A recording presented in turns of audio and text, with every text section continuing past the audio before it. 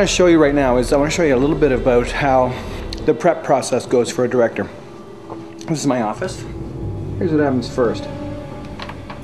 We get preliminary sketches. These are drawings deciding sort of where things are going to be, how the sets are going to be put together. The production designer, Bridget McGuire, puts these together.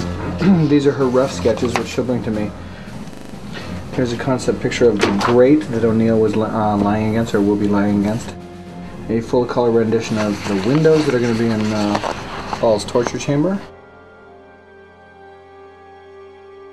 And of course this is the gloss picture showing us what actually the torture chamber will look like. Who are you? You go first. Part of the problem when you're prepping a show like this is that the set isn't built until often the day before you go in. So you can't spend a lot of time standing on the set figuring out where you're going to put people, where you're going to put cameras, things like that, the way you can with normal standing sets on the base. So one of the other things that happens is that they will build us a maquette or a model of the rooms that we're going to be using.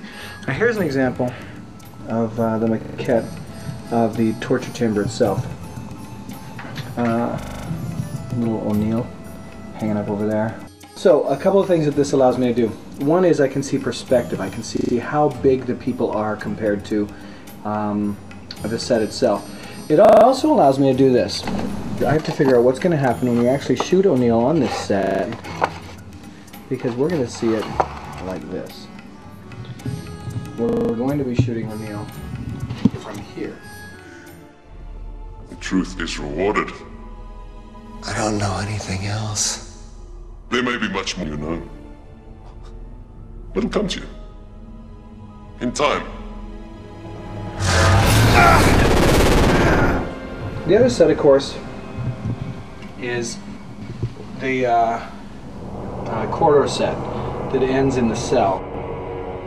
In theory, using the maquette as a model, I should be able to bring guards from here around the corner.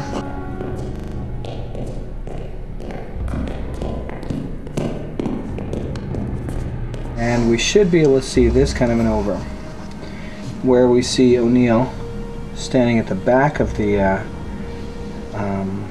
chamber on the floor. Now this is really what's going to sell the anti-gravity. Again, this is all in theory.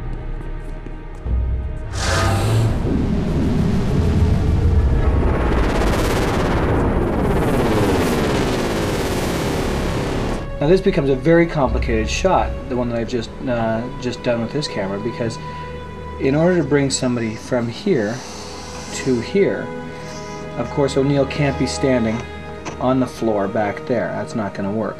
So the way we're going to do it is we actually take a gimbaled set right here, which is actually going to be vertical, like this.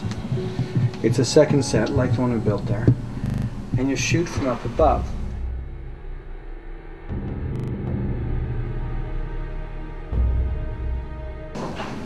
And I think that we'd probably lose the perspective on how far from the wall we are.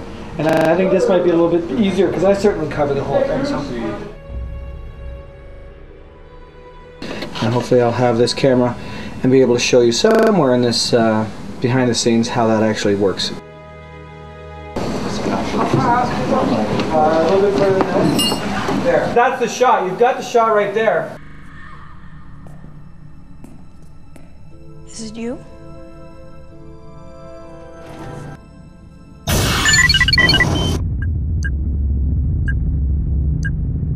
Hi, Jack.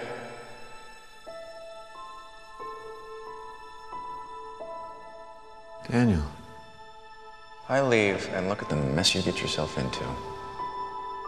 Let's talk about the ascended Daniel Jackson. Let's. I'm energy now. How's that working out for you? Good, actually. Very Good. Very good. It's not so much, I think, the important part that we're going to see about is not so much what has happened to him, is how it has affected how he comes back in whatever form he comes back to the show. And I think, you know, we're still early days on working out all the kinks and trying to figure out exactly what it is. It's a shame you're a delusion. Well, I'm here. I'm really here. Sure you are.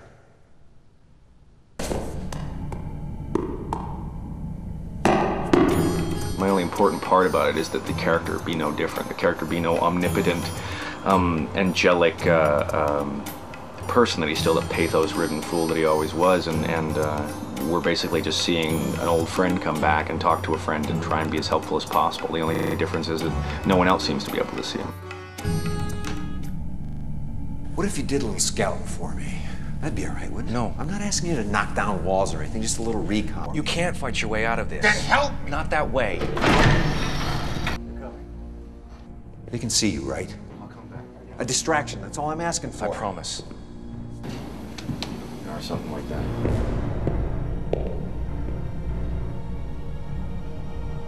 We got a problem here. Okay, guys. I just want to work on the acting a bit. Well, we were actually, until you interrupted They were us. running lines. Hey, Director Boyd's gonna bugger off, eh? There's a reason. Some people are behind the camera. The goal of the entire episode was to come up with a solid reason for the character to return. Because once Daniel ascended, we didn't want him to just be Clarence, the angel that comes by and says, "Hi guys!" and helps us out with whatever problem we may have.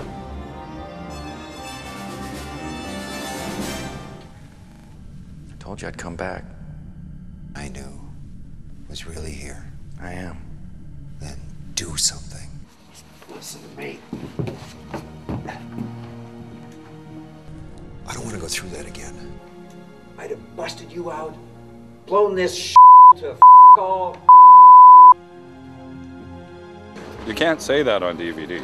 There's a certain legal practice of these people about how they can interact with other beings, and there's certain rules, and he cannot betray those rules. But in this particular circumstance, he's found a little bit of a, as Daniel always seems to do, to find a little bit of a way to use their own, find a loophole in their own rules. Daniel being a diplomat and a lawyer that he seems to be all the time. So I think that's, you know, what at the ending there, that beat is, you know, that's the subtext behind that. And action!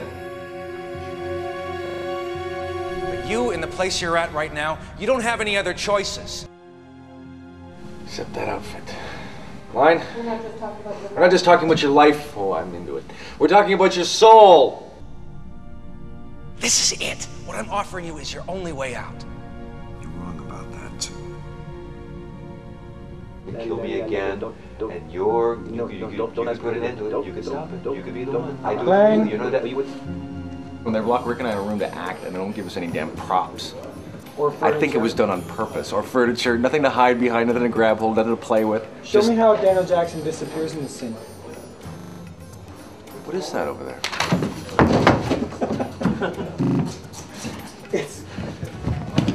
It's like some kind of weird TV magic. You should see when you're ascended. You should see the card tricks you could do. It's amazing. I'm actually have him walk down the wall on this one. Okay, well, we'll just keep going until. Okay. If you don't mind. If you don't mind. I can't wait to see you walk down. Too. Okay. Yeah. He's just gonna bend over and lift you up. Play this anymore. Walk down. I got the job, one guy. Oh, damn! Oh! Okay. And lock. That's the Greek reverse. I think to come back in is great at this particular point. It's early in the season. Everybody's still fresh and happy and bubbly and, you know, cheerful and whatnot. And to come back here is like a homecoming of sorts. And it's just different. It's definitely a strange dynamic. It'll be a lot stranger when I leave again. But I think it's always it's a home that I love to come back and see and to see the same faces. And it's everyone's been great. It's been wonderful. That's the best way I can put that.